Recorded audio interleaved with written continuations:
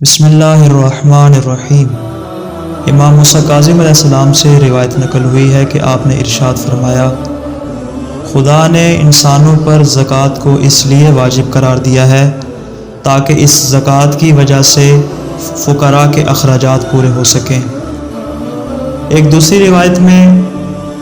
امام جعفر صادق علیہ السلام سے عبداللہ ابن سنا نے نقل کرتے ہوئے کہا کہ مولا نے ارشاد فرمایا کہ اللہ نے انسانوں پر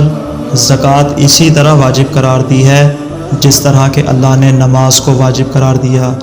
اس لیے کہ جہاں بھی قرآن میں ذکر آیا ہے نماز کا، اسی کے ساتھ اللہ نے زکوٰۃ کو بھی ذکر کیا۔ اور پھر فرمایا کہ زکوٰۃ اس لیے ادا کی جاتی ہے تاکہ امیروں کے مال میں جو خدا نے فقراء کا ایک مخصوص حصہ قرار دیا ہے وہ حصہ فقراء تک پہنچ سکے، اور جب تک فقیروں کو ان کا مخصوص کردہ حصہ ادا نہیں ہوگا تب تک گویا کہ زکوٰۃ بھی ادا نہیں ہوگی، اور جب تک فقیروں کو ان کا مخصوص کردہ حصہ ادا نہیں ہوگا تب تک گویا کہ زکوٰۃ بھی ادا نہیں ہوگی۔